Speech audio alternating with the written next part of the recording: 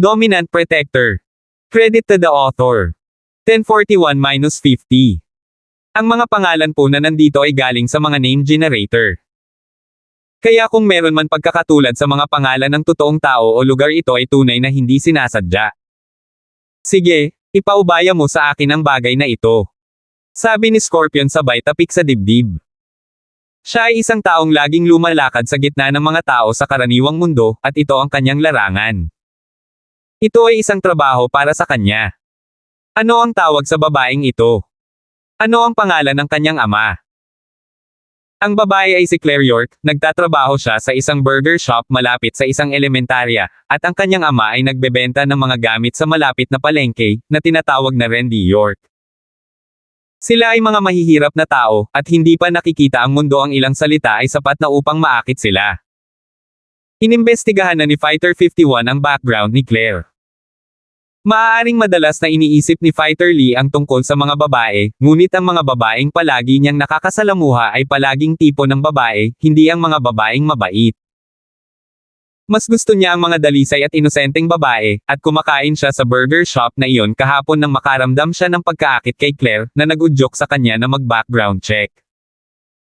Iniisip niya kung paano niya dapat lapitan ang paksang ito kasama si Jerwin, at dahil nagkataon lang na hilingin niyang makipag-away siya bukas, maaari rin siyang mag-request noon at doon. Gaya ng inaasahan, pumayag si Jerwin dahil hindi naman ito big deal in the first place. Sa wakas ay nakaalis na sa ospital si Woo Jerry ng House Woo, ngunit ang insidenteng naglagay sa kanya sa ospital ay talagang isang blessing in disguise dahil nakalusot siya sa Mystic Mid-Face. Ito ay nagpasaya sa kanya marahil ito ay totoo na kailangan mong mag-break bago ka lumaki. Kung ganoon nga, baka magalit si Jerry at mahihimatay siya at madala sa ospital. 2 beses pa. Baka sakaling maabot niya ang Earth class. Siyempre, akala lang yun. Ang pagpasok sa isang ospital ay maaaring may kaugnayan sa kanyang pambihirang tagumpay, ngunit iyon ay kadalasang dahil sa katotohanang malapit na siyang magtagumpay sa simula pa lang. Hindi pa niya naaabot ang pader para dumaan sa mid-face. Palagi siyang nagsasanay ng walang pahinga sa bahay, ngunit hindi niya magawa sa ospital. Kalmado lang niyang pinagpahinga ang kanyang katawan, at pagkaraan ng ilang sandali, nang gumaling siya at nagsimulang muli sa kanyang pagsasanay, sumabog siya mismo sa Mystic Mid-Face. Naisip niya ito pagkatapos ang tagumpay na ito ay maaaring dahil sa muling pagsasaayos ng kalusugan ng kanyang katawan nitong mga nakaraang panahon. Posibleng iyon ang naging dahilan ng kanyang pambihirang tagumpay nang i-restart niya ang kanyang pagsasanay. Sa huli, tiyak na ang bahay na si Woo ay magiging mas malakas pa ngayong nasira na niya. Si Chester, nang makitang gumaling na ang kanyang lolo at nakalusot pa, mabilis niyang sinisingil si Starfield mula sa House Woo upang hanapin si Jelay, na masigasig na gustong ipaalam ang tungkol sa relasyon nila ni Terrence. Bumalik sa Iron Lake sina Terrence, Trixie, at siya ay sabay na kumain dahil alam nilang mag-asawa silang dalawa. Siyempre, hindi maaaring maging boyfriend ni Jelay si Terrence, maliban kung gusto ni Terrence na lokohin si Trixie. Ngunit hindi iyon mahalaga, gusto ni Chester na isama sa pagkain sina Trixie, Jelay, at Terrence, at kung talagang nanlaloko si Terrence, makikita ni Jelay ang tunay na mukha ni Terrence minsan at para sa lahat. Siyempre, kung ito man ay sumire sa relasyon ni Terrence kay Trixie ay walang pakialam sa kanya. Bumalik siya sa Starfield sa gabi, at nagpigil siya sa pagtawag kay Jelay, sa halip ay si Winston ang pumunta. "Hello, Winston, ito si Chester." Sabi ni Chester. "Chester bro? Hello." Masaya si Winston na natanggap niya ang tawag na ito. Hindi naman ganoon kagande si Pamia Turner, kaya kung may magagawa sila para suportahan si House Woo, baka hindi pa sila maalis sa kanilang katayuan bilang isang marangal na bahay. Pagkatapos ng lahat, ngayong ang matandang lalaki sa House Woo ay isang Mystic Mid-Face, ang pag-abot sa Earth class ay lubos na posibilidad. Mas malaki ang awtoridad nila ngayon. Paano nangyari ang gawaing iniwan ko sa iyo? Natural na hindi alam ni Chester kung ano ang nangyari kay Pamia Turner, dahil naging abala siya sa mga bagay tungkol sa kanyang matanda kamakailan. Nakalusot lang si Jerry, kaya kailangan niyang ipakalat ang balita. Sino ang nagkaroon ng oras upang makinig sa balita ng ibang tao? Tapos na, registered na ang kumpanya at contracted na ang building. Inaasikaso na rin ng mga empleyado at lahat, pero dahil kaka-rating lang namin sa Starfield wala na kaming pinagkukunan ng customer. Wala pang customer kahit ilang araw na. Sabi ni Winston. Ang mga kumpanya ng kalakalan ng Starfield ay napakalaki sa numero, ang isa ay nangangarap kung inaasahan nilang ang mga tao ay pupunta lamang sa kanilang bagong bukas na negosyo.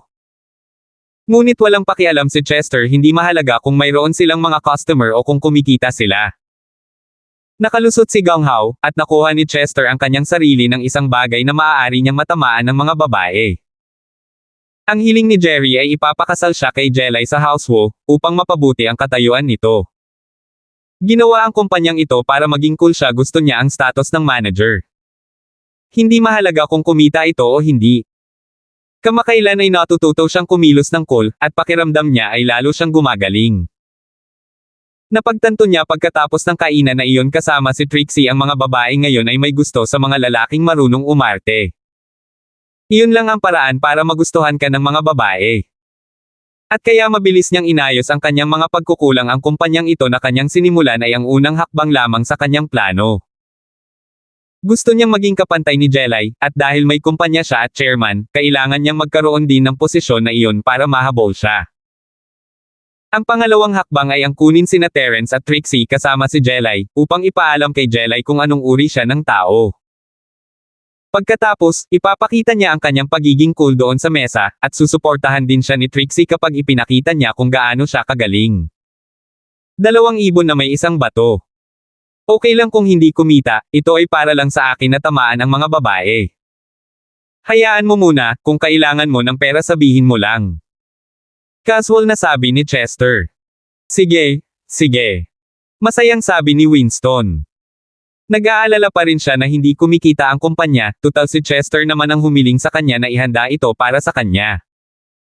Akala niya ay hindi magiging masaya si Chester, ngunit tila wala siyang pakialam sa mga tubo. Mabuti pa, dahil may pera na ibibigay sa mga empleyado ni Chester, maaari pa rin nilang ipagpatuloy ito. 10:42. Tapos mo na ba ang mga business card? Tanong ni Chester. Tapos na. Gaya nga ng sinabi mo, ginto. Mukhang napakataas. Mabilis na sabi ni Winston. Yung sports car. Nabili. Tanong ni Chester. Oo, tulad ng sinabi mo, isang Audi TT. Sinabi ni Winston, bagong sasakyan ito, wala pang plaka. Naku, hindi na kailangan ng plato, regalo ito. Sinabi ni Chester, pupunta ako bukas ng umaga. Ngunit kailangan mong sabihin sa mga tao na ang kotseng ito ay kinikita sa pamamagitan ng pera ng kumpanya, nakuha mo ba? Nakuha ko. Binaba ni Chester ang tawag at diniyal si Jelay. Kasalukuyang nililibang ni Jelay ang kanyang bathtub, nakababad sa kapayapaan at init. Nakaka-stress ang isang babaeng namamahala sa isang buong kumpanya sa Starfield. Kinailangan niyang ilagay sa isang harapan, kumilos na parang siya ay isang malamig na babaeng CEO. Gayunpaman, sa kanyang puso, siya ay medyo mahinang babae.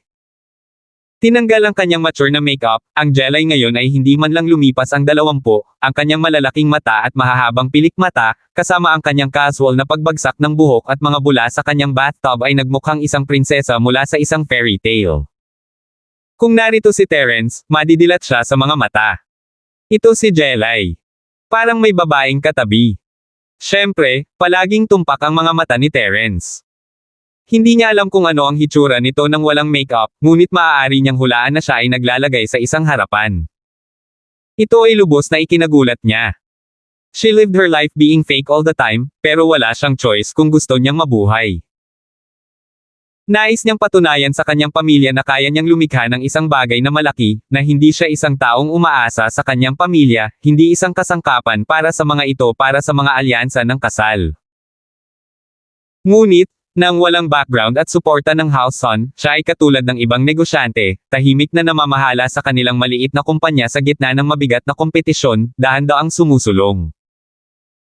Tungkol sa sapilitang pag-aasawa ng alyansa ng kanyang bahay, o ilang miyembro ng kanyang bahay, nagpasya si Jelay ng may determinasyon na tatahakin niya ang mahirap na landas na ito at maging matagumpay.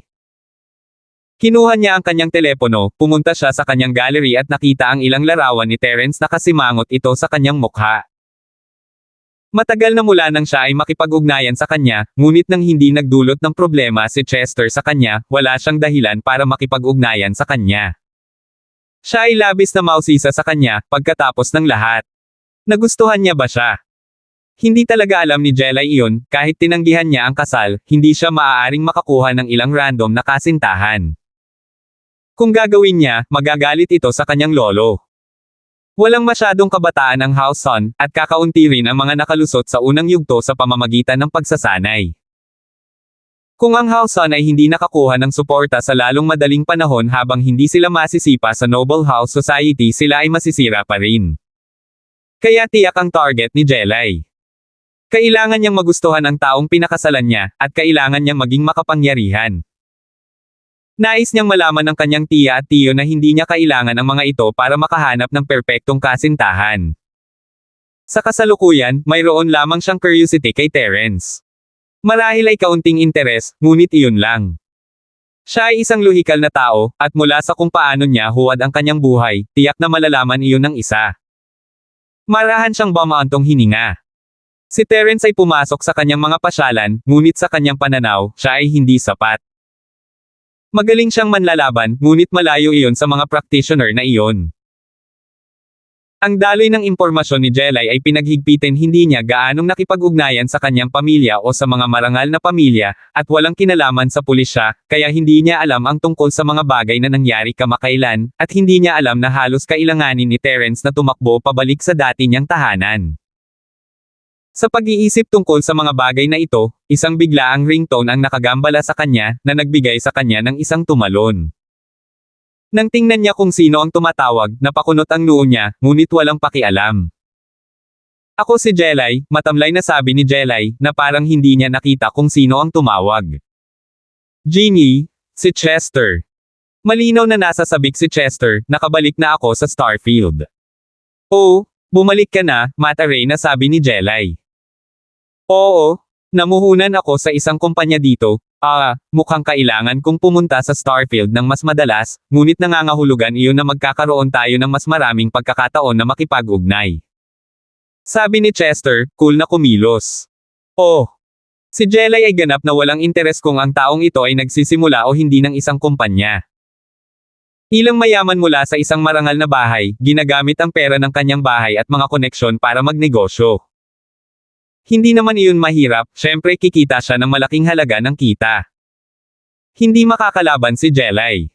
Sa nakikita niya, isang tanga lang ang hindi kumita ng pera sa lahat ng koneksyon at pera na mayroon siya. Haha, kanina pa brunch tayo bukas. Excited na sabi ni Chester. Bukas. Kailangan kong pumasok sa trabaho, baka wala akong oras, Mataray na pagtanggi niya. Haha, halika at mag-chat. Kunin mo rin si Terence, ang tagal na. Sinasadyang sinabi ni Chester, iniisip na kung pupunta si Terence, pupunta rin si Jelay. Ito ay magbibigay daan sa kanya na makita ang pangit na katotohanan sa likod ng double timing ni Terence. Terence. Huminto si Jelay, at may nagbago sa kanyang loob habang isinantabi niya ang kanyang ideal boyfriend. Totoo, medyo mabait na tao si Terence, pero isa siyang dakilang magnanakaw. Ano kaya ang magiging reaksyon ng kanyang lolo kung mag-uuwi siya ng isang dakilang magnanakaw? Oo, sa Iron Lake nakipagkita ako sa kanya, at binilhan ko pa siya at ang kanyang kaibigan ng hapunan, nagsaya kami. Sinabi ni Chester, kaya nagpaplano akong kumain ulit kasama siya sa Starfield, sabay tayo. Ako. Sige. Nang marinig na pupunta rin si Terence, halos hindi sumagot si Jelay. Nababawasan ang kanyang pag-aalaga kay Chester, kahit na gusto ng kanyang pamilya na gumugol siya ng mas maraming oras sa kanya. Siya ay umiiwas sa kanya sa lahat ng oras. Sige, pupunta ako sa kumpanya mo para sunduin ka bukas. Nainis si Chester na ang pagbanggit lamang ng pangalan ni Terence ay sapat na upang pumayag si Jelay, ngunit ang pag-aakalang malantad siya para sa dalawang timing bukas ay nagbigay sa kanya ng kapayapaan habang siya ay nagtitiis. 10:43. Pumunta si Terence sa ospital para sunduin si Josephine, gaya ng dati. Pagpasok niya sa sasakyan ay tumingin siya sa akin. Pumunta tayo sa Ningxi Road at kunin si Trixie. Oh! Napakurap si Terence. Sinabi niya iyon, nang magising siya, nakita niyang wala ng gas para sa paaralan, kaya gusto niyang sunduin mo siya. Sabi ni Josephine, kakatawag niya lang sa akin. Wala bang gasolinahan sa harap ng bahay niya? Nakita ni Terence na medyo nakakatawa ang dahilan. Talaga. Kumurap-kurap si Josephine, at tumawa, itong Trixie. Dapat ko siyang gawing mas mabuting dahilan sa susunod. Alam mo bang nagsisinungaling siya? Ngumiti si Terence. Oo, inamin niya ito. Ngumiti pabalik si Josephine. Hindi mo naman ako masisisi sa pagtatago ko, di ba? Hindi, umiling si Terence. Sa personalidad ni Josephine, natural lang na gusto niyang mas tulungan si Trixie pagkatapos malaman ang katotohanan, kaya naman nakipagtulungan siya sa kanya para lokohin siya. Dahil doon, mabilis na nagmaneho si Terence patungo sa lugar ni Trixie. Nakatayo doon si Trixie sa ilalim ng kanyang gusali, napakaganda ng pananamit habang nakangiting naghihintay sa kanyang pintuan. Ang kanyang poster at ang bag sa kanyang balikat ay nagbigay ng matinding pakiramdam ng kabataan. Hindi kailanman maniniwala si Terence na ito ay isang taong malapit ng mamatay kung hindi niya malalaman mismo kung gaano kakaiba ang kanyang katawan. Ang Trixie ngayon, nakangiti gaya ng dati, at tuwang-tuwang tumakbo nang makita niya ang kotse ni Terence. Umupo sina Josephine at Trixie sa likod ng Beetle, at walang laman ang upuan sa harap. Hey, sorry. Naubusan ng gas, kailangan mo akong sunduin. Medyo humihingi ng paumanhin si Trixie nang makasakay na siya sa kotse. Oh, okay. Tumango si Terence. Okay. Hindi alam ni Trixie kung ano ang balak ni Terence. Ano ang ibig niyang sabihin? Tinakpan ni Josephine ang kanyang bibig, nakangiti. Hindi maintindihan ni Trixie.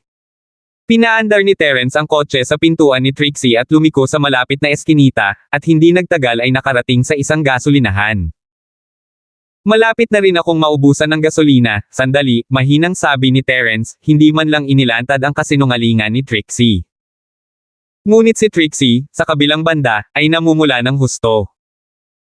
Siya ay isang taong nagsisinungaling nang hindi kumukurap, ngunit noon ay nakikigulo siya sa mga tao, ngayon ay si Terence na ang kanyang kinakaharap. Gusto niyang ibaon ang sarili sa lupa. Hindi siya direktang inilantad ni Terence, ngunit ano ang pagkakaiba nito? Hindi niya inaasahan na malalaman ni Terence na may isang gasolinahan na napakalapit, dahil nakatago ito at hindi nakikita, mga lokal lang ang nakakaalam nito. Hindi ito mahahanap ng mga tagalabas.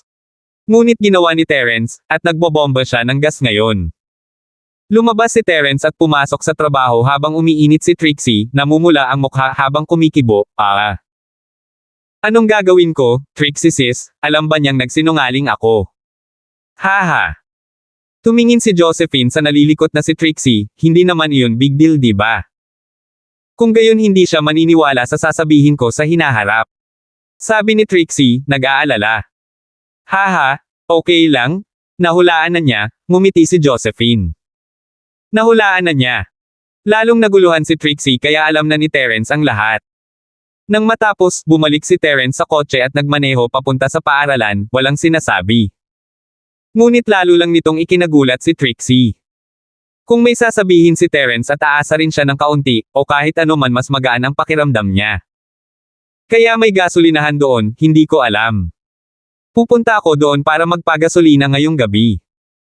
Sinabi ni Trixie, na nagkunwaring, asawa Terence, napakagaling mong hanapin ang mga nakatagong lugar na ito sa mga eskinita. Nako, hindi naman, napansin ko lang, nakangiting sabi ni Terence. Haha, hindi ko napansin. Sabi ni Trixie sabay haha. Nako, napansin ko lang kasi may nakita akong resibo mula sa isang gasolinahan sa kotse mo, kaya kabisado ko ang address doon, sabi ni Terence. Ha! Nanlaki ang mga mata ni Trixie habang nakatitig, nakanganga ang bibig habang halos iuntog ang ulo sa kisame ng sasakyan. Tinitigan niya si Terence, nag-iinit ang mukha, na babaliw na siya. Hindi na ako mabubuhay, nakakahiya. Nagagalit si Trixie, hindi ba pwedeng huwag mo na lang akong ilantad, hindi mo ba ako pakakawalan? I'm gonna kill myself. Napaka-cute mo, sabi ni Terence na may matamis na ngiti habang nakatingin sa rumaragasang Trixie. Oh, talaga? Agad na natuwa ulit si Trixie, nanliit ang mga mata niya, talaga. Hahaha, Trixie sis, sinabi ba niyang napaka-cute ko? Oo. Ngumiti rin si Josephine, sa wakas ay naunawaan na niya kung bakit pumayag si Cheryl na maging isang maliit na asawa si Yasi pagkakaroon ng isang napaka-cute at buhay na tulad nito sa kanyang buhay maganda iyon. Unti-unti, napagtanto ni Josephine na tinanggap niya si Trixie. Kung kaya niyang gugulin ang kanyang buhay kasama siya, iyon ay isang kaaya-ayang bagay, maliban. Ito ay isang pag-iisip lamang. Ang wakas ni Trixie ay magiging trahedya. Hindi niya maiwasang malungkot sa naisip. Si Trixie, na parang walang alam na may mali, ay patuloy na humahadjejek sa sarili, ang kanyang mga mata at labi ay nakakurba sa kaligayahan. Hindi talaga maiugnay ni Terence ang Trixie na ito sa taong gumawa ng lahat ng hiling na iyon sa kanyang telepono. Siya ay isang masayang babae sa harap ng lahat, na para bang magiging masaya siya anumang oras, kahit saan, at magiging sanhi ng iba na maging masaya sa kanya. Sa likod ng kanilang mga likuran, siya ay isang marupok na babae, na nakatali sa isang malupit na kapalaran. Si Terence ay pumarode sa likod ng eskinita ng pagkain, at nang bumaba si Trixie at nakitang magulo ang Lambo na iyon, hindi niya napigil ang humagalpak ng tawa. Ayaw niyang makatawag ng masyadong atensyon sa paaralan, dahil ang kakaibang mag-asawang trio na tulad nito ay masyadong mamumukod-tangi. Dahil hindi na niya kailangang ipaglaban si Josephine para sa anumang bagay, maaari niyang hayaan na magkahawak kamay sina Josephine at Terence. Sa halip ay kinuha niya ang kamay ni Josephine. 10:44. Sa pananaw ng isang tagalabas, magmumukha siyang pinakamatalik na kaibigan ni Josephine. Hindi sila maghahinala na may kinalaman siya kay Terence. Hanggang sa makarating sila sa gusali ng paaralan at pagkatapos na pumasok si Josephine sa kanyang silid-aralan ay naging mas matalik si Trixie kay Terence. Malapit na silang pumasok sa kanilang silid-aralan, at walang gaanong tao sa mga bulwagan, kaya hindi niya ito pinansin at inilagay ang kanyang kamay sa harap ni Terence. Kumurap si Terence, ano? Dapat tayong magkahawak kamay. Nanatili ako noong narito ang malaking asawa, ngunit ngayong wala na siya, dapat kong pansinin. Nagmamadaling sabi ni Trixie, mabilis, turn ko na. Ha! Ngumiti si Terence at hinawakan ang kanyang kamay. Ilang hakbang na lang ay nakarating na sila sa classroom, sa puntong iyon ay bibitawan na siya. Ngunit ang maikling distansyang iyon lamang ay sapat na upang mapasaya siya. Umawit siya ng malambot na himig habang masayang naglalakad kasama si Terence, nakaupo kasunod ni Terence na parang isang masunuring may bahay. Isang tingin sa kung gaano siya kadaling nasiyahan ay nakaramdam si Terence ng simpatiya para sa kanya, ngunit wala siyang magagawa. Siya ay hindi sapat sa medikal na kasanayan upang pagalingin siya. Terence, honey, may dala akong mabuti para sa iyo. Masayang sabi ni Trixie habang hinuhubad ang kanyang bag at nagsimulang bumulong sa sarili. Oh! Napagtanto ni Terence na nagsisimula na siyang magustuhan si Trixie mula sa kanyang puso ngayon. Ito rin ang dahilan kung bakit hindi siya nagalit nang magsinungaling siya tungkol sa kanyang kotse na naubusan ng gasolina. Kung ito ay sa nakaraan, gayunpaman, hindi siya hahayaan ni Terence na gawin ang anumang gusto niya tulad nito. Isang lutong bahay na cake na puno ng pagmamahal. Tuwang-tuwa si Trixie habang masayang naglabas ng isang food storage bag. Eto na, hey, my cake of love ha. Masigasig na ipapakita ni Trixie kay Terence ang kanyang cake ng pag-ibig nang mapagtanto niyang nasira na ang lahat. Ang orihinal na hugis pusong cake ay na-flatten na ngayon sa isang ganap na kakaibang hitsura, kasama ang mga peach at strawberry na kanyang inilagay. Nababaliw na si Trixie, nagising ako ng 3:00 para gawin ito, Tara. Tinampol ni Trixie ang kanyang noo, nakaramdam ng pagkalungkot. Medyo inaantok na siya nang matapos niyang mag-bake, kaya nilagay na lang niya sa bag niya ang cake at hindi sinasadyang nakatulog, hindi sinasadyang ginamit niya ang bag bilang unan. Nasa bag pa ang cake, kaya syempre ganito ang kalalabasan. Nakalimutan niya ang tungkol dito nang magising siya at tinawagan si Josephine, abala sa kanyang sarili sa makeup. At syempre hindi niya maaalala na ginamit niya ang isang bag bilang unan, kasama ang cake sa loob nito. Nadama ni Terence ang tunay na kaligayahan nang tumingin siya kay Trixie na antig siya. Bagamat isinulat ni Trixie sa kanyang telepono na gusto niyang mahalin siya nito at mamatay para malungkot siya, hindi na pinaniwalaan ni Terence iyon. Sino ang pupunta at maghurno ng cake ng 3:00 ng umaga para lang dito? Whatever, itatapon ko na lang at gagawin ko bukas. Gagamit ako ng container this time. Mukhang natuto na ako. Sabi ni Trixie, nababahala, I'm such an idiot, nilagay ito sa bag at ginagamit ito bilang unan. Man. Haha. Hindi napigilan ni Terence na matawa pagkatapos marinig iyon. Hoy! Ngumisi si Trixie. Bakit itatapon? Ang gulo ng hugis, hindi ang lasa. Kinuha ni Terence ang food storage bag at binuksan ito, pinalamanan ang cake sa bibig niya, hindi ako kumain kaninang umaga, anyway medyo gutom na ako. Hoy, ang sarap nito. Dahil doon, mabilis na tinapos ni Terence ang cake na ginawa niya, walang pakialam sa hugis at disenyo. Ah!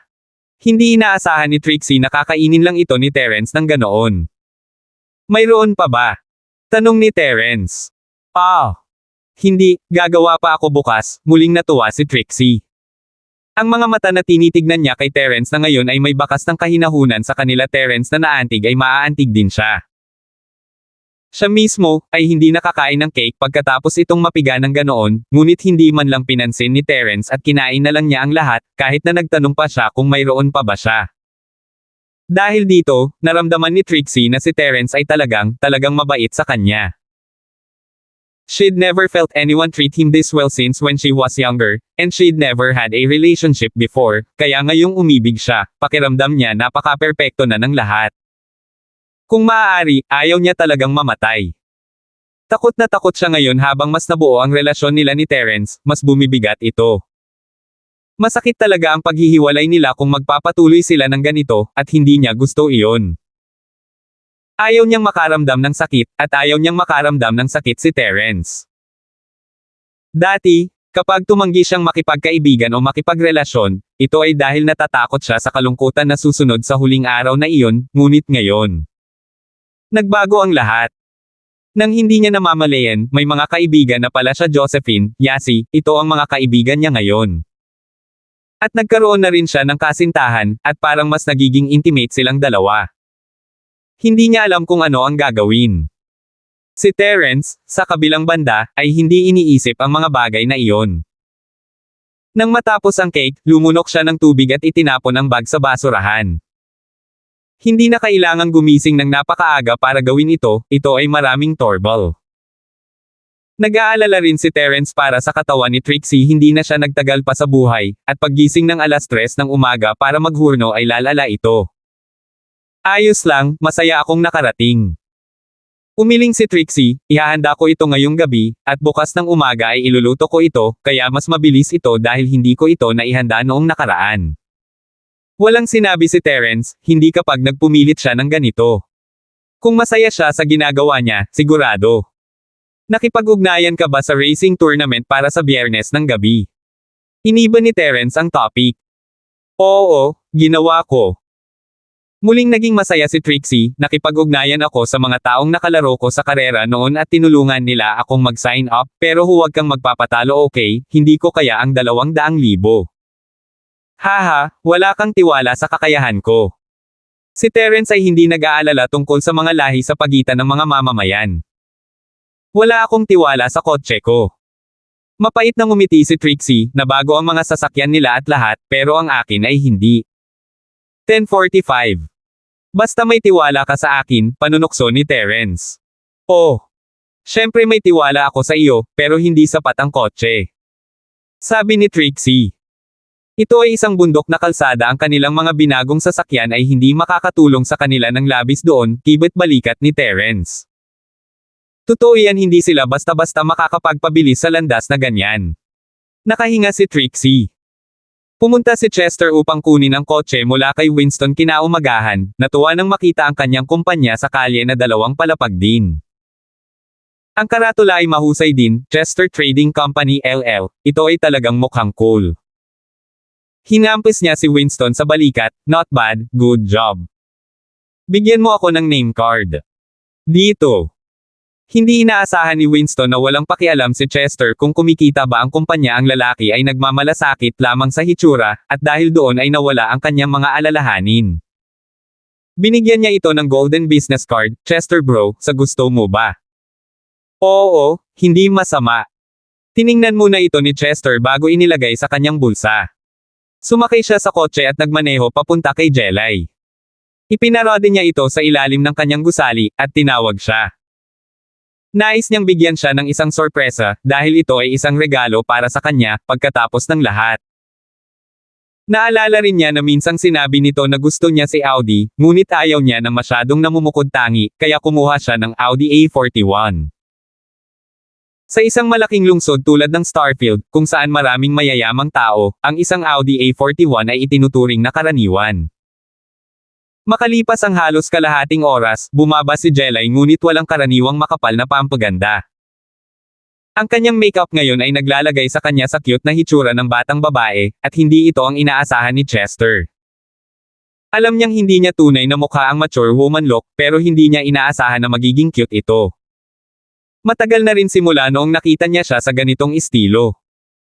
Ipinapalagay pa rin niya na ginawa nito ang lahat ng pagsisikap sa pagbibihis para sa kanya. Ito ay lubos na nagpasaya sa kanya. Mabilis siyang naglakad. Napakaganda mo ngayon, Jelay. Oh. Obviously, hindi siya nagbihis para sa kanya. Kung para kanino, alam niya mismo sa kanyang puso. Ang mga babae ay nagbihis para sa mga lalaki na kanilang pinapaboren para kanino siya nagbihis. Nasanay na si Chester sa malamig na ugali na palaging tinatrato ni Jelay sa kanya, kaya wala siyang pakialam. Mabilis siyang naglakad papunta sa kanyang sasakyan at pinagbuksan siya ng pinto. Jelay, please get in. Tumigil si Jelay, tumingin sa Audi TT, ito ang kotse mo. Oo, kumita ang kumpanya, kaya bumili ako ng kotse. Sabi ni Chester na proud at satisfied habang pinapakita ang pagiging cool niya. Hindi niya ito pinag-aralan o anuman, ngunit nagbasa siya ng isang libro na tinatawag na So Pure So Flirtatious kung saan ang pangunahing karakter ay isang taong napaka-epektibong kumilos. Nakalimutan niya ang isang bagay, gayunpaman maaari ka lamang kumilos ng cool kung maaari mong i-back up ito ng may lakas. Kung wala kang anumang bagay para i-back up ito, magmumukha kang tanga. Oh, ako na ang magdadrive ng sarili kong sasakyan, pagtanggi ni Jelay, na naglakad papunta sa sarili niyang sasakyan. Napakurap si Chester, ngunit naalala niyang hindi pa siya nakasakay sa kotse nito. Pero, pagkatapos niyang ibigay ang sasakyan sa kanya, gusto niya iyon, di ba? Gusto niyang ibigay ito sa kanya ngayon, ngunit sa pag-iisip na kung ibibigay niya ito sa kanya sa tanghalian, kasama ng mga nakakabigay puri na salita ni Trixie, magiging cool na cool siya. Sa isiping iyon, pinigilan niya ang sarili na ibigay ito sa kanya ngayon. Kung hindi dahil naimbitahan din si Terence, hinding-hindi tatanggapin ni Jelay ang imbitasyon ni Chester. Sasabihin niya na siya ay masyadong abala, at ipagpaliban ang pakikipagkita kay Chester. Ngunit ang paglahok ni Terence ay nag-alinlangan sa kanya. Napakatagal na noong hindi niya ito nakita, at ngayon ay gusto na niya itong makita kung tutuusin, maaari itong ituring na kapareha niya, at interesado siya sa kanya. Ang pagkikita niya paminsan-minsan ng ganito ay nagpapasaya sa kanya. Ang dalawang sasakyan ay pumunta sa Starfield High. Si Jelay ang nagmaneho sa harap, habang si Chester naman ay nasa likod niya. Ipinarode niya ang sasakyan sa kalye ng pagkain sa Starfield High. Dito niya unang sinundo si Terence, at inakala niyang dito lang siya nakatira. Hindi niya inaasahan na dito talaga siya mag-aaral. Nakaparada ang kotse ni Jelay sa tabi ng Beetle, at ipinarode ni Chester ang kanyang Audi TT sa tabi ng Audi A41 ni Jelay. Bumaba ang dalawa sa kanilang sasakyan. Tatawagan ko si Terence.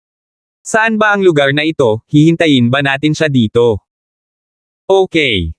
Sumimangot si Jelay at subconsciously naglakad ng mas mabilis ng sumandal. Kung bakit sila nagpark dito, ay dahil ayaw nitong maghintay sa bahay nila kasama niya. Ito ang lugar kung saan niya sinundo si Terence noong nakaraan, totoo, pero ayaw niya talagang may makakita sa kanya na kasama ang lalaking ito, parang nakakahiya ito para sa kanya.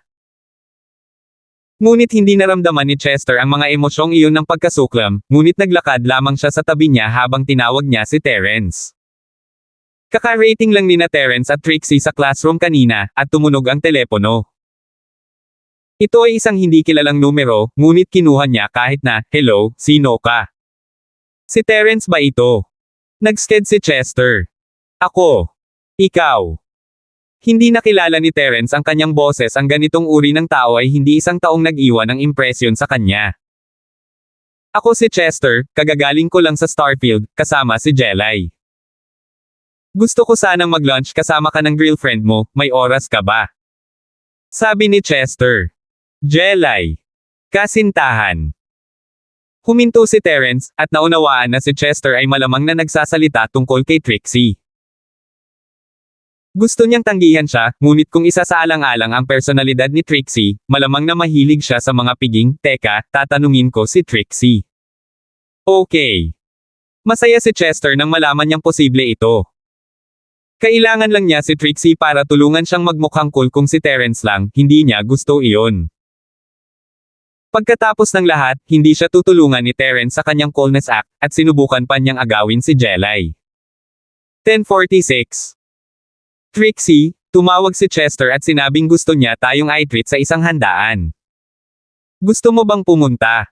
Tumingin si Terence kay Trixie. Chester. Nagtagal si Trixie, ngunit naalala siya. Yung Iron Fist Wo. Gusto niyang bilhan tayo ng tanghalian. Oo naman, tara na. I love feasts. Kailan? Sabi ni Terence kay Chester sa telepono. Sa ngayon, nasa Food Street tayo sa likod ng Starfield High, balita ko malapit ka. Sabi ni Chester. Ngayon, gusto mo bang pumunta? Tanong ni Terence, hindi pinansin ang tanong. Oo. Si Trixie ay walang interes sa paaralan o sa pag-aaral, malapit na siyang mamatay, wala siyang oras para mag-aral.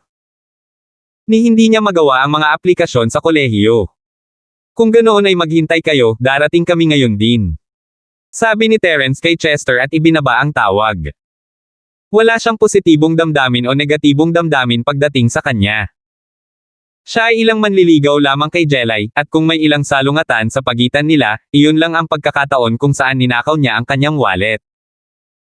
Bagaman, ninakaw din ni Terence ang wallet at mas malaki ang pagkawala ni Chester.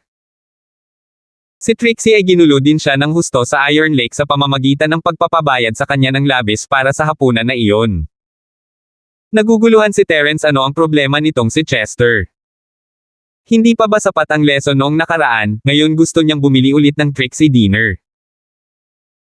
Pero kasama niya si Jelay, kaya naisip ni Terence na baka gusto lang niyang ipakita kay Jelay kung paano siya nagkaroon ng girlfriend, para ipaalam sa kanya na two-timing siya. Pero walang pakialam si Terence, pareho silang malinaw ni Jelay kung ano ang relasyon nila, nagpapanggap lang siya bilang manliligaw niya, at talagang wala silang nangyayari sa pagitan nila. Kaya wala siyang pakialam na dalhin si Trixie doon, basta masaya itong kumakain. Iyon ay masisiyahan siya, ang makita siyang masaya at busog. Nag-impake sina Terence at Trixie at umalis. Ipinadala niya ang mga text ni na Miss at Josephine, na sinasabi sa kanila na dinadala niya si Trixie para kumain kasama ang isang kaibigan, at dahil alam ng dalawang babae ang bagay na iyon kay Trixie, wala silang pag-aalinlangan sa paglabas niya sa kanya. Sinabi lang nila sa kanya na mag-ingat, at alagaan si Trixie. Si Daryl, bilang practitioner niya, ay nakalakad pagkatapos magamot ang kanyang nasugatang puwitan. Siya ay mula sa pamilya York, kaya natural na mayroon siyang mga gamot sa pinsala ni Miracle Dr. Kang at Miracle Dr. Guan.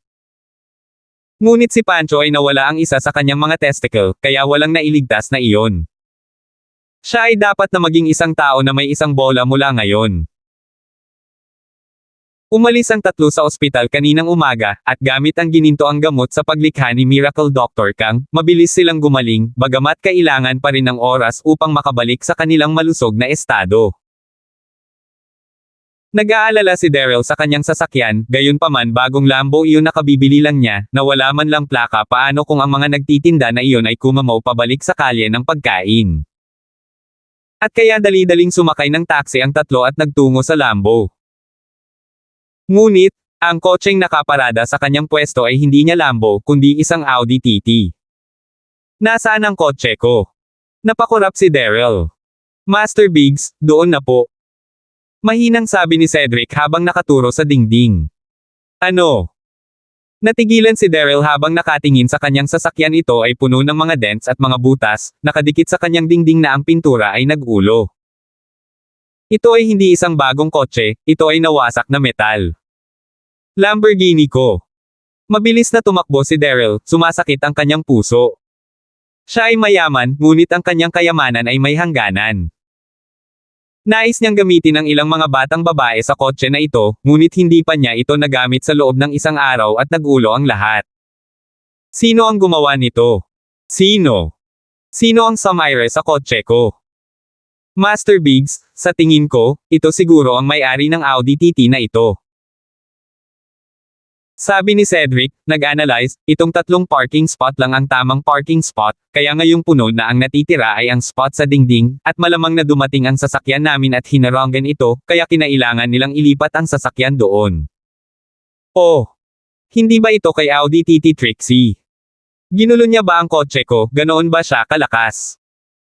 Nadama ni Daryl na ang pagsusuri ay may perpektong kahulugan, ngunit paano niya nasira ang kanyang sasakyan? Marahil ay si Terence iyon. Si Terence ay isang practitioner, kaya't nagawa niya ito, at malamang na si Trixie ang nag-utos sa kanya na gawin iyon. FK.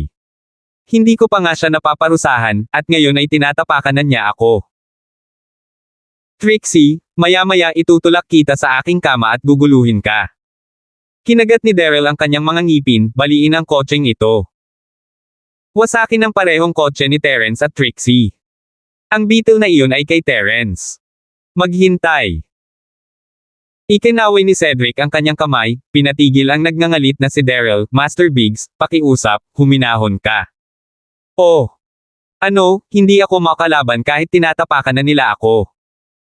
Hindi, Master Biggs, sa palagay ko ay mas mabuting iwanang mag-isa ang sasakyan ni Terence. Sinabi ni Cedric, Master Biggs, si Terence ay isang practitioner, hindi niya basta-basta hahayaan ang mga bagay-bagay kung sisirain mo ang kanyang sasakyan. Siya ay isang practitioner, ako rin. Siya ay isang maagang yugto na mystic, ako ay maagang yugto ng peak, hindi ako natatakot sa kanya.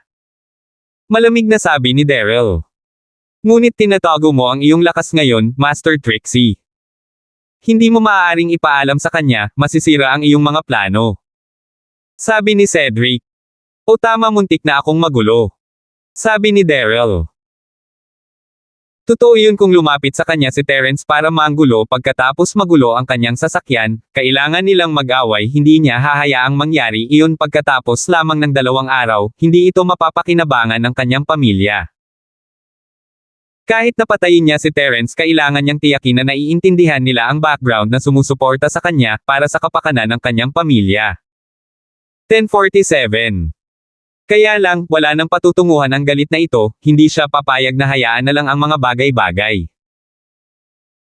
Naisip ito ni Daryl, kung gayon, sirain na lang natin ang kotse ni Trixie, ang babaeng yasi na iyon ang nanggugulo sa atin kahapon, at malamang na may kinalaman si Trixie doon. Baka ang ideya niya ang nagpagulo sa sasakyan ko, kaya guluhin natin siya at babalaan si Terence. Magandang ideya iyan. Bibigyan namin ng babala si Terence. Iyon din ang iniisip ni Cedric, kung gayon, sisirain na lang natin ang sasakyan ni Trixie, dahil wala ring pruweba si Terence, wala siyang magagawa sa atin kung hindi natin ito aaminin, at hindi ito kahit ang kotse niya, sa isang babae lang. Hindi siya mawawala ng mukha. Ano pa ang hinihintay natin? Gawin mo na. Kumuha si Daryl ng isang ladrilyo at inihagis ito sa Audi TT ni Trixie, nabasag ito sa bintana. Sa isang bagsak, gumuho ang buong salamin na eroplano. Kinuha na rin ni Cedric at Pancho ang kanilang mga gamit, at sinimulang guluhin ang sasakyan. Nagsimulang mag-beep ang Audi TT mula sa alarm nito, ngunit walang pakialam si Daryl habang lumalakas ito, mas lalo siyang nakaramdam. Para siyang nakahinga ng maluwag. Horny bitch, ito ang makukuha mo sa paglalaro ng hard to get. Guluhin mo ang kotse ko. Guguluhin ko ang sa iyo. Guguluhin ko ito. Sinabi ni Daryl habang sinisira ang sasakyan, ipapahigi kita sa aking moldita na higaan balang araw, ang kulit mo. Dahil nagtulungan ang tatlo, nawala ang orihinal na hugis ng Audi TT sa isang iglap. Sina Chester at Jelay ay nasa sanggang daan na naghihintay kay Terence, ngunit nang tumunog ang alarma ay lumingon sila sa likod at ang hitsura sa mukha ni Chester ay hindi maganda. May 3 brain-dead assholes na ginugulo ang kanyang bagong Audi TT. Sumabog siya sa sobrang galit, sino sa akala ng mga punk na ito. Ito ang regalo niya kay Jelay. Sumambulat si Chester, at makalipas ang ilang hakbang ay nakarating siya sa harap nina Cedric at Pancho, pati na rin kay Daryl. Sa sampal, ipinatong niya ang kanyang palad sa pisngi ng excited na si Daryl at ibinagsak siya sa lupa. Hindi yun pinaghandaan ni Daryl, at si Chester ay isa ring physical practitioner mismo. Kotse ko. Ang ganda ng kotse ko. Halos mangiyak-ngiyak si Chester habang hinihimas ang kanyang punit-punit na Audi TT, ito ang regalo ko kay Jelay, kayong tatlong bastos. Papatayin kita. Pinaalis ni Chester si Pancho gamit ang isang kamao, at si Cedric ay hindi rin naawa. Wala sa kanila ang mga practitioner, kaya nang sila ay pinalipad at napadpad sa kanilang mga asno, nahati muli ang kanilang mga sugat.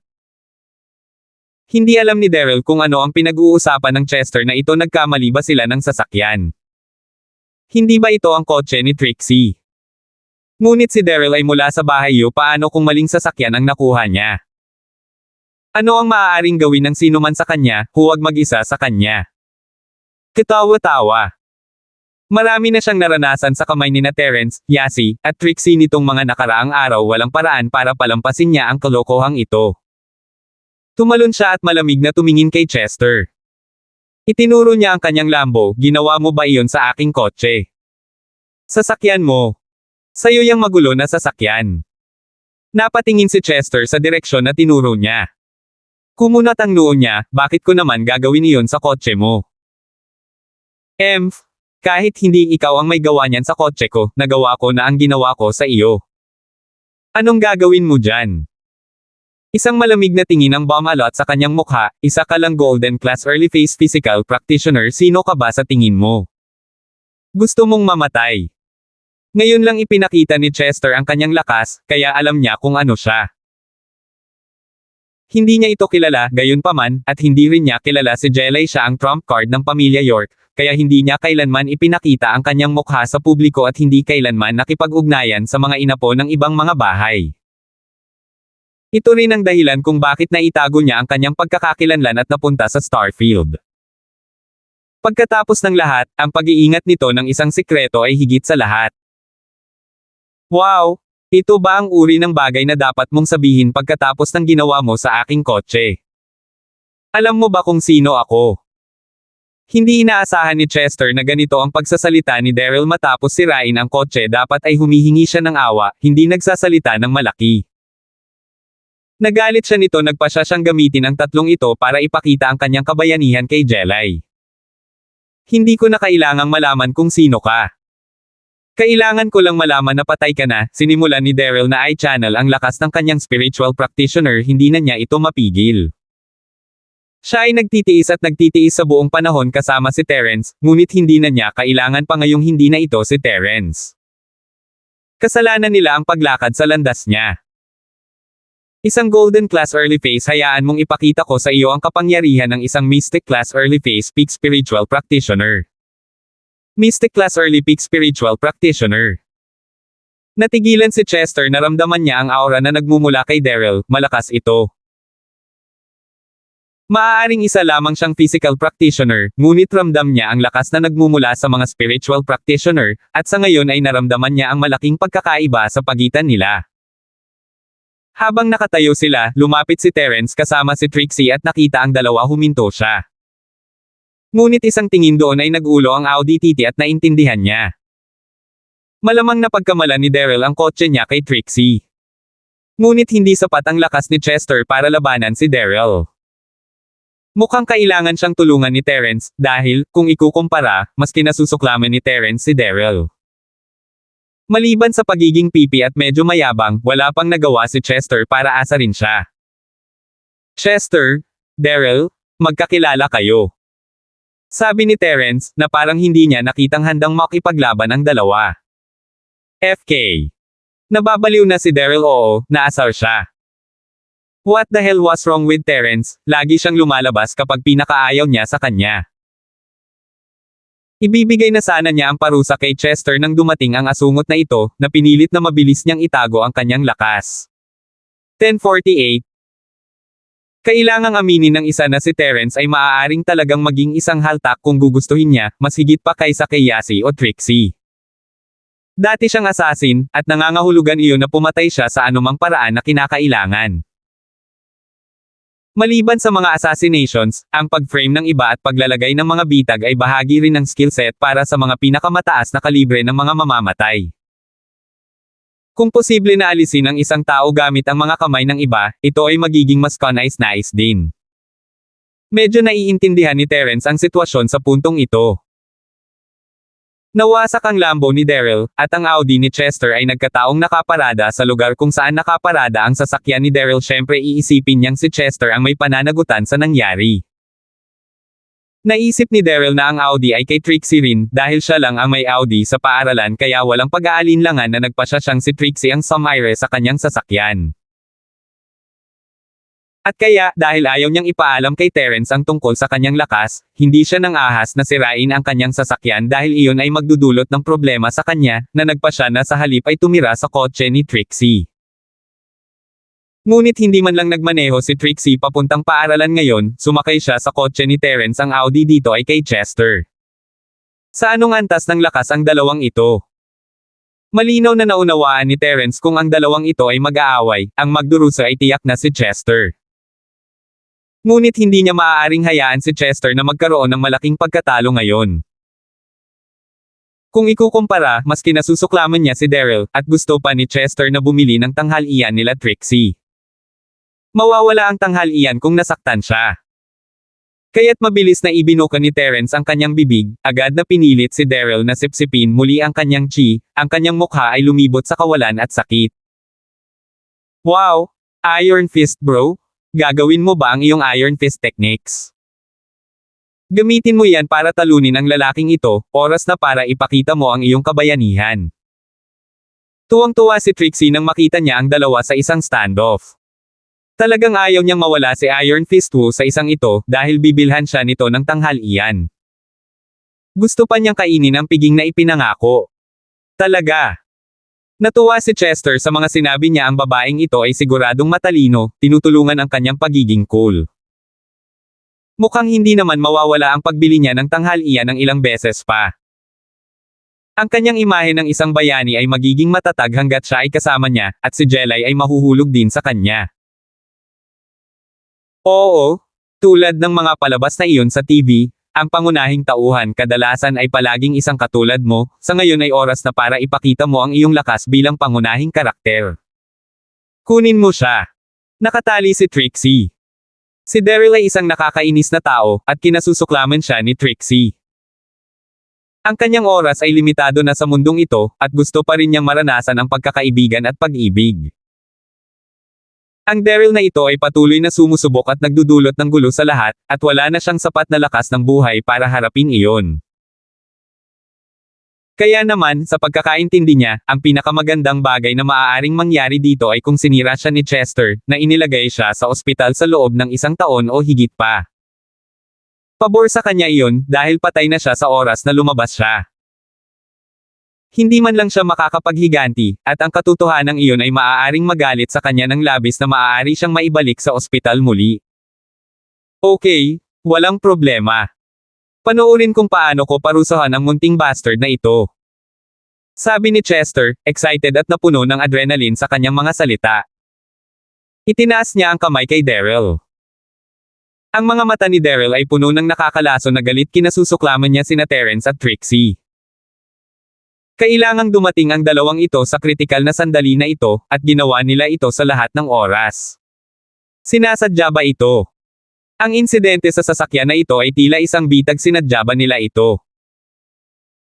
Ngunit si Daryl ay walang pagpipilian, at siya ay nasa tamang pag-iisip. Kailangan niyang mag-improvise kahit na ito ay maaaring isang bitag. Kailangan niyang pigilin ang kanyang galit. Darating ang panahon para makapaghiganti siya. With that, huminga siya ng malalim at tumingin kay Chester. Kuya, magkano ang kotse? Babayaran kita. Bayaran mo ako. Sa tingin mo mukha akong walang pera. Galit na galit si Chester. He was trying to act cool. If he was to pay him back, then how was he supposed to look cool? Natural na hindi niya ito maaaring pabayaan, kaya sinimulan niya ang kanyang mga discarding pang Iron Fist at pinasabog ang mga ito sa katawan ni Daryl. Nadama ni Daryl ang labis na kasalanan at kahihiyan. Siya ang young master ng Pamilya York, Pamilya York. 2 araw pa lang ang nakakaraan mula nang dumating siya sa Starfield, at 2 beses na siyang nabugbog. Ano ang mga tao sa paligid ni Terence? Bakit naging ganito silang lahat? Si Daryl ay walang oras para mag-isip, tinatamaan na siya ng kamao, kaya kailangan niyang protektahan ang kanyang mga vitals at yumuko sa lupa, hindi ng ahas na lumaban. Hindi alam ni Terence ang tungkol sa kanyang lakas. Terence. Nanumpa siya na balang araw ay ibabalik niya ng 100 ulit ang kahihiyan. Matapos bugbugin si Daryl saglit, tumigil si Chester, iniisip na walang kwenta ang pagbugbog sa isang patay na hindi lumaban. Hindi ito magiging kabayanihan. At kaya, binigyan niya siya ng isang sipa, patay ka pa. Kung hindi, bumangon ka at magbayad. Si Daryl ay isang mystic early phase pick, kung tutuusin syempre hindi siya hihimatayin sa isang golden class early phase physical practitioner. Huminga siya ng malalim at tiniis ang galit, magkano? 5 milyon. Tumalsik si Chester. Ano? Natigilan si Daryl. 5 milyon para sa isang Audi. Ano ba, mabibili ka niya ng 10? Bilasan mo. O gusto mong mabugbog ulit? Kulang na lang ha. Umirap si Chester. You fuck. Hindi na talaga nakayanan ni Daryl. This was a damn golden class early phase physical practitioner. Sino ba siya sa tingin niya, nakikipag-usap sa kanya ng ganito? Talagang nagkaroon siya ng gana na ilabas ang kanyang lakas at patayin ang taong ito, at gawin din ito kay Terence kung siya ay makikialam. Kahit na lumabas ang mga taga-suporta ni Terence na sumuporta sa kanya, masasabi lang niyang hindi niya alam ang lakas ni Terence, at ang lahat ng ito ay dulot ng isang kalunos-lunos na aksidente sa sasakyan na nag-udyok sa sigalot. Hindi mo masisisi ang isang taong hindi nakakaalam, di ba? Ni hindi niya sinasadya, at hindi siya ang nagsimulang manakit ng mga tao. Napatalon si Cedric nang makitang ipapakita na ni Daryl ang kanyang lakas. Tumakbo siya at hinawakan ang kanyang kamay, Master Biggs, magtiis. Kailangan nating magtiis. Huminga ng malalim si Daryl. Masyado siyang nagmamadali. Ang mga bagay na ito ay hindi naayos sa pamamagitan lamang ng pagsasabing hindi ko alam. Kung tutuusin, masasabi rin nina Pamilya Turner at Pamilya York na hindi nila alam kung kailan nila binubuli si Pablo. Sino ba ang nakakaalam na mayroon siyang katulad ni Terence na sumusuporta sa kanya? 10:49. Gayunpaman, pinatay lang ni Terence si Biden York at napilayan kaagad si Uncle Carlos. Naunawaan ni Daryl na kung papatayin niya si Terence ngayon, hindi pa rin magiging masyadong seryoso kung wala siyang nakakatakot na kapangyarihan na umaalalay sa kanya, ngunit kung gagawin niya iyon, nasa panganib si Pamilya York. Kung ang nakatagong bahay York ay hindi lumabas para sa kanila, kung gayon ang karaniwang bahay York ay nasa isang kakilakilabot na sitwasyon. Sa pag-iisip na iyon, napanganga siya. Sige, Cedric, bigyan mo siya ng 5 milyon. Hindi naman talaga sinasadya ni Chester ang sinabi niya, sinabi lang niya iyon para simulan ang bargain na may malaking presyo. Naghihintay kay Daryl na subukan at itulak ito pababa. Ang bottom line niya ay 500,000, dahil iyan ang halaga ng kotse. Hindi pa niya ito nalisensyahan, para wala siyang mawawala. Ngunit sino ang nakakaalam na ang idiot na si Daryl ay sasagutin lamang ng oo. Tuwang-tuwa siya sa pag-iisip ng kanyang kabayanihan na nakakatakot sa kaaway na sumuko ng ganoon. Si Daryl ay naglipat ng 5 milyon sa account ni Chester, at bumalik sa paaralan kasama ang kanyang 2 tagasunod, problemado.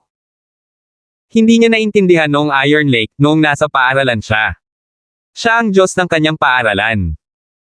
Hindi na niya kailangan pang iwagayway ang kanyang pangalang York, at hindi rin niya kailangang gumamit ng chi, ngunit siya ang sentro ng lahat ng bagay sa paaralang iyon. Maaari niyang makuha ang anumang gusto niya, at sa mga babae, kailangan lang niyang iwaglit ang kanyang daliri, at kung talagang kailangan niya, maaari lang siyang gumamit ng pera. Walang mabibigo. Ngunit sa Starfield lahat ay iba.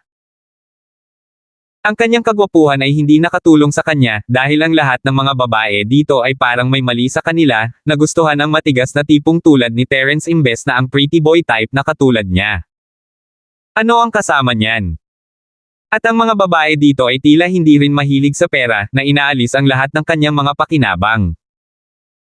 Terence, maghintay ka lang, pagkatapos kong malaman ang tungkol sa background mo, kukunin ko na ang buhay mo.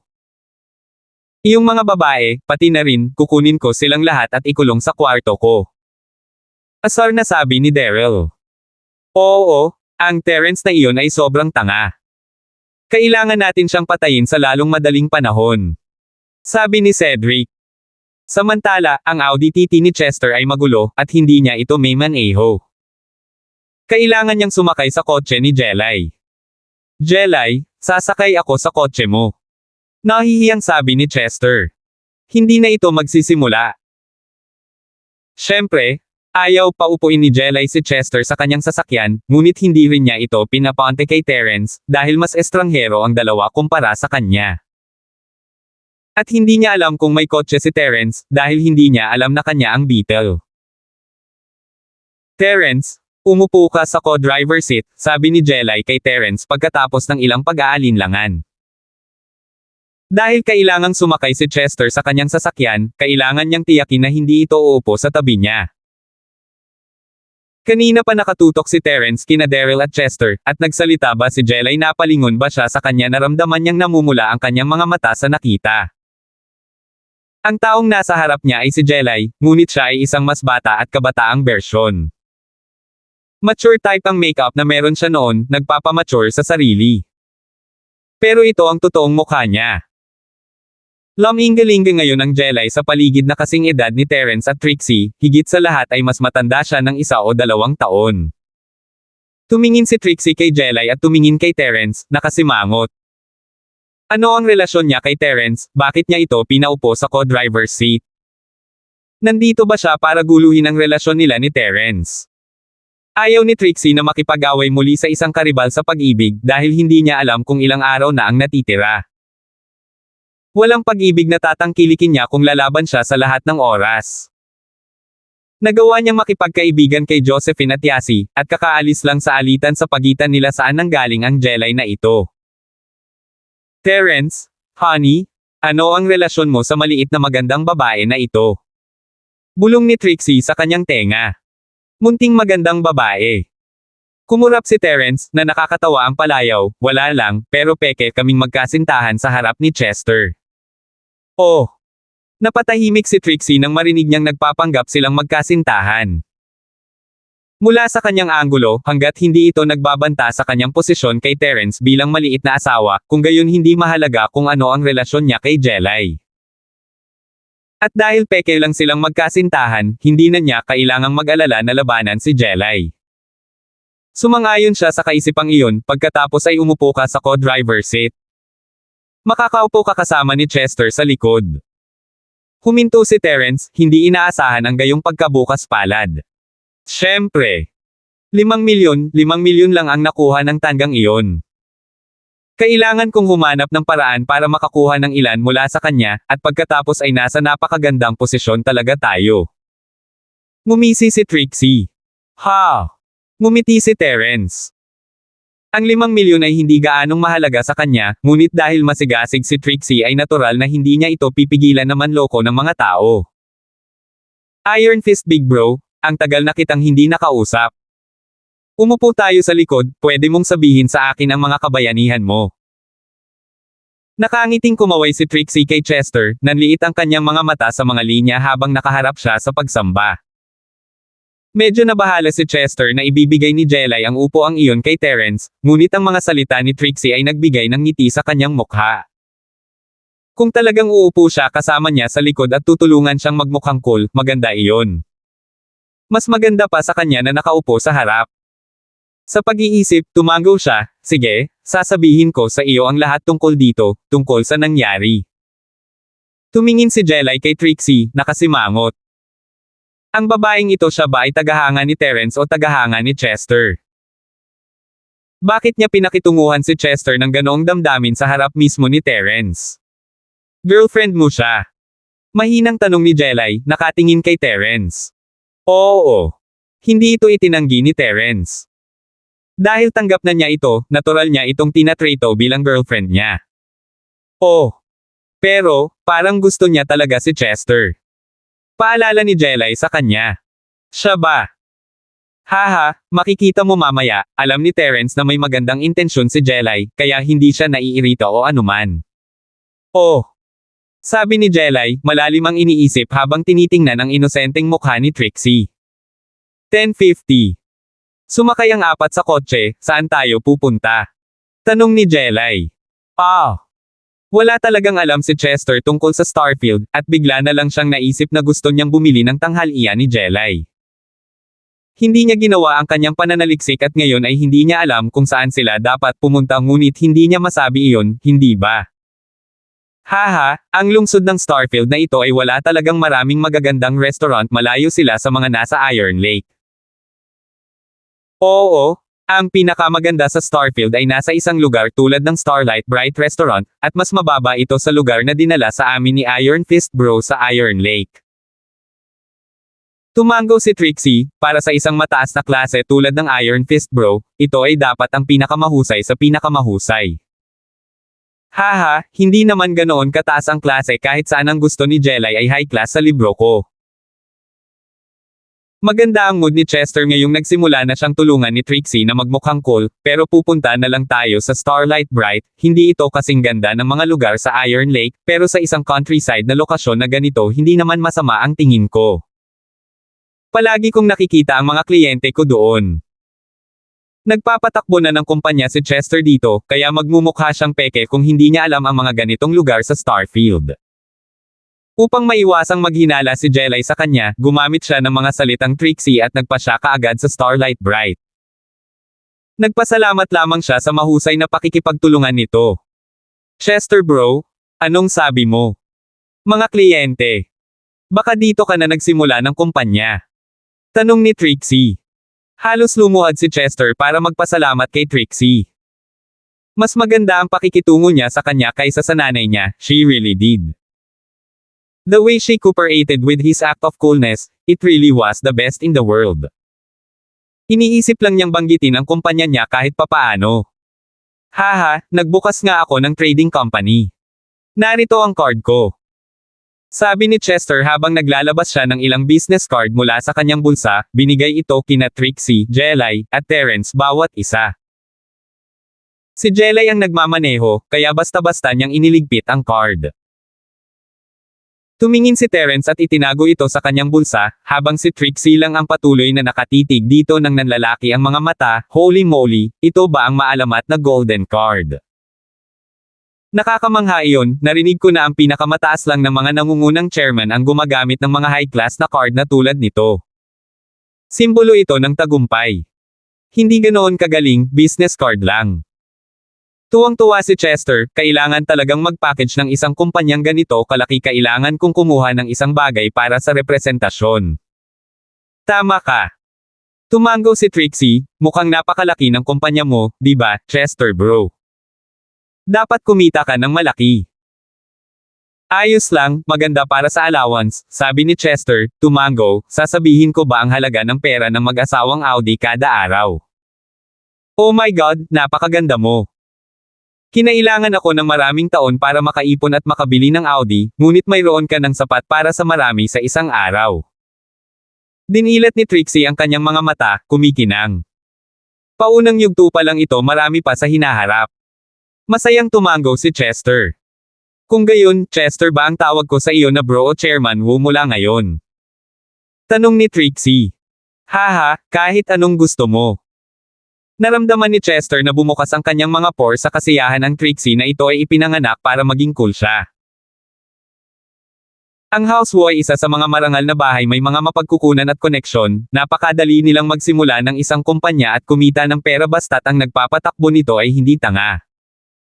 Malamig na sabi ni Jelay. Ano? Natigilan si Chester, ang awkward ng mukha niya. Tama si Jelay, sino mang miyembro ng isang marangal na bahay ay hindi mahihirapang magpatakbo ng isang matagumpay na negosyo na may mga koneksyon na tumatakbo sa kahabaan ng lungsod. Kailangan lang nilang mahanap ang tamang ruta, at dadaloy ang pera, ngunit hindi nag-effort si Chester, gusto lang niyang magpakitang gilas kay Jelay, kaya wala siyang kinikita. So hindi ba ibig sabihin nun siya yung tulala na binanggit ni Jelay? Si Chester ay walang anumang sagot, alinman kung gagawin niya, siya ay maglalagay ng kanyang sarili bilang isang idiot. Tama, ngunit kahit na mayroon pa ring mga taong kumikita ng malaki at mga taong hindi kumikita. Tulad ni Chester bro, na may malalaking tambak na kita na dumadaloy na ganyan araw-araw, napakabihirang iyon kahit na sa kanyang mga pakinabang, at ipinapakita nito kung gaano kahanga-hanga si Chester bro. Sabi ni Trixie. Tumaas ang kilay ni Chester sa tuwa sa sinabi nito. Ang Trixie na ito ay napakabuting tao, sa ilang mga salita ay ginawa niya itong isang taong namumukod tangi kahit na sa kanyang mga kapantay sa marangal na negosyo sa bahay. Haha, sa palagay ko ay mas mahusay ako ng kaunti kaysa sa karaniwang tao. Natutuwang sabi ni Chester. Oo, isang tingin lang kung paano mo pinarusahan ang tatlong idiot kanina, napakalakas mo. Sinabi ni Trixie, na sinasamba siya, Chester bro, noong sinabi mong sa tingin mo ay parang isang taong walang pera. Napakakulat powerful mo. Haha, totoo iyan, ang tatlong stooges na iyon, na iniisip na ang pagbabayad ay ubusin ang kanilang mga aksyon. Oo, tama. Kung hindi ko sila bugbugin hanggang sa hindi sila makilala ng kanilang mga ina, tatanggalin ko ang aking pangalan bilang Iron Fist Wo. Nagsimulang tumawa ng malakas si Chester, tinanggap ang palayaw na Iron Fist Wo. Pakiramdam niya ay isang makapangyarihang pangalan iyon. Oo, ang kaunting pera na iyon marahil ay binayaran kanila, marahil ay hindi gaanong, tama ba Chester bro? Isang araw lang ang kita. Tumango si Trixie. Siyempre. Wala sa paningin ko ang 5 milyon. Buong pagmamalaking tumango si Chester, kumbaga, sulit ang isang araw. Alam ko, iniisip ko na humihingi ka lang ng pera para bigyan sila ng matinding parusa, para hindi sila maglibot sa pagsira ng mga sasakyan. Tumango si Trixie. Siyempre, ang 5 milyon na iyon ay malayong sapat para punan ang aking mga bulsa. Sabi ni Chester. Nako, ngunit ang 5 milyon ay maaaring maliit na sukli kay Chester bro, ito ay malaking pera para sa isang karaniwang tulad ko. Paano ito, Chester bro, bakit hindi mo ako ibigay sa akin ang perang ito at pabayaan akong bumili ng magandang sasakyan? Ito ay wala pa rin sa iyo. Seryosong sabi ni Trixie. Ano? Nanlaki ang mga mata ni Chester, at natigilan siya.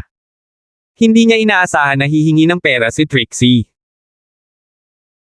Si Jelay ang nagmamaneho, at ang mga salitang nagmumula kay Trixie ay muntik nang magmaneho palabas ng kanyang linya. Sa wakas ay naunawaan na niya kung ano ang hinahabol ni Trixie, naglalagay siya ng bitag para kay Chester, tinutulak siya ng napakataas na hindi na siya maka-atres. Kung hindi siya nagbabayad ngayon, kalokohan ang lahat ng sinabi niya kanina.